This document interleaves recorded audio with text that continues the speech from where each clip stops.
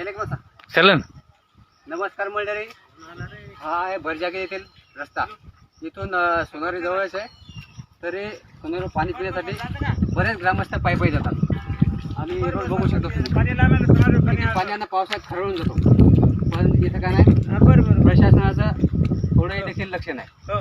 आणि देखील हे बघा, ते ग्रामस्थ येतात, याचे कसे हलवाले बघून घ्या. जागजागी गड्डे पडलेले आहेत.